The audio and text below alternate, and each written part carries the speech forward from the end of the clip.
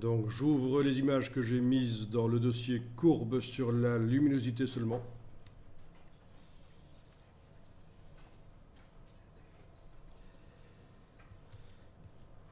Voilà. Et ce sont des images sur lesquelles je vais retoucher la luminosité avec le réglage de courbe. Le problème, c'est que typiquement, avant même d'avoir touché à ces images, je vois bien qu'elles ont une dominante de couleur. Ce ne sont pas des images genre touristes qui présentent, c'est pas des images de tourisme qui présentent toutes les couleurs. Ce sont des images un peu à caractère artistique. Et dès que je vais retoucher la luminosité et la courbe, ça va modifier les couleurs assez franchement, ça va se voir.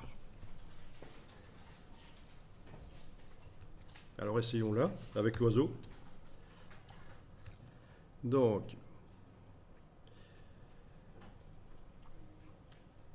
si je crée un calque de réglage de type courbe et que j'essaye de modifier le contraste sur cette image, un point, je bouge de haut en bas, 2 points, je fais une courbe en forme de S ou S inversé. Bon, ça dépend si on veut augmenter ou diminuer le contraste. Le problème, c'est que ça change les couleurs. Vous voyez que quand je donne du contraste, ça devient plus saturé. Quand je diminue le contraste, ouais, ça devient fade. Donc les couleurs changent. Ça va être le même problème avec les autres photos. Je peux tester ici. Un calque de réglage de type courbe.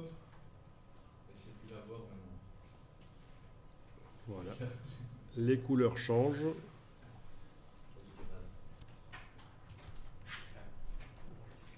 Ici aussi. Et donc, il y a une solution très simple. Bon, il y a deux solutions. Soit on fait passer la photo en mode LAB au lieu de RVB, et on ne travaille que sur la couche L, comme on a fait pour la texture. C'était hier ou avant-hier? La texture de terre, quand on a fait la texture sans raccord visible, j'avais montré qu'on avait la possibilité de faire ça, travailler, convertir l'image en LAB et ne travailler que sur la couche L. Ok. Ici, ça se voit beaucoup sur le ciel. J'essaie de contraster les nuages, ils changent franchement de couleur. Hein. D'accord? Comme pour l'oiseau, c'est le même problème. Pour les deux autres photos, un peu moins. Celle-là un peu moins, celle-là un peu moins. Mais celle des nuages et de l'oiseau, là, ça se voit franchement que la couleur change quand on modifie le contraste avec 2 points sur la courbe. Eh bien, c'est tout simple en fait. Vous allez faire passer le mode de fusion du calque en luminosité au lieu de normal. Donc, il n'y a même pas besoin de convertir l'image en LAB. Vous faites passer le mode de fusion du calque de réglage en mode luminosité. Et là, quand vous réglez le contraste, les couleurs devraient rester assez bien celles d'origine. C'est quand même beaucoup mieux ça. Hein? C'est pour garder la couleur de la photo. On contrôle la luminosité, mais on veut garder la couleur. Je vais sur l'oiseau ici. Je fais passer le calque en mode luminosité au lieu de normal. Et à partir de là, je peux changer sa luminosité.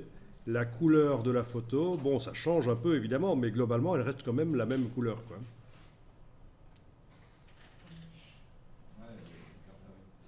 Et ça va vous permettre de faire des photos aussi qui vont plus loin que la réalité, des photos un peu qui subliment la réalité. Ok, je vais essayer ici sur le paysage.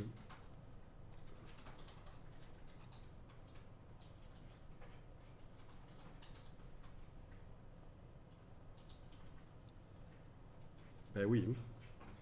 Éclaircir les ombres là en bas.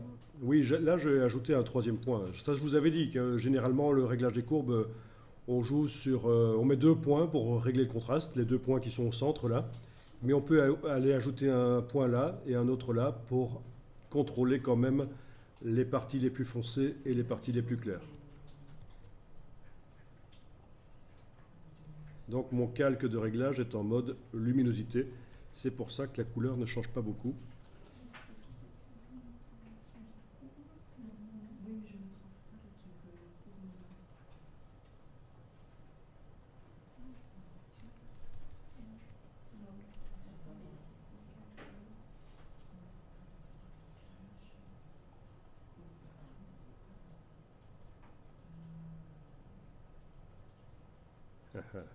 La petite maison dans la prairie.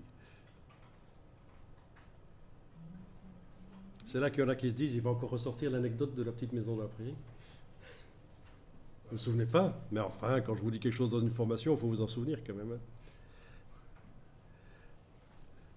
L'anecdote, c'est simplement que dans la version française, la voix de Charles Ingalls, c'est la même voix que d'Eric, en fait. Vous vous souvenez de ça?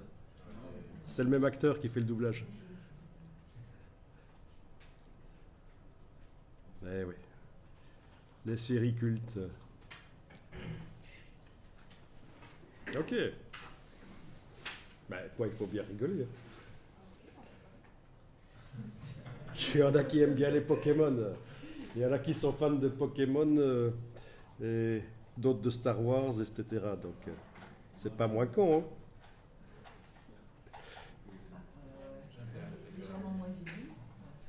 Ok. Là, je me suis fait 36,5 d'un coup, hein, je crois. Parce que s'attaquer à Star Wars, on peut pas. Bon, l'image ici, franchement, difficile. Hein. Vous savez quoi? Je vais même ajouter un calque de réglage de type teinte saturation. Un calque de réglage de type teinte saturation pour aller balancer les couleurs sur la roue chromatique pour essayer que le vert devienne un peu moins vert. Voilà, oui, c'est mieux ça. Simplement en ajoutant un calque de réglage de type teinte saturation, donc en mode normal, je bouge un peu le curseur et ça fait ressortir un peu le côté brun et l'image devient un peu plus douce et intéressante comme ça. Bon, voilà. C'est subtil. Hein. À mon avis, ça sent l'image qui a été prise avec un pocket caméra, ça.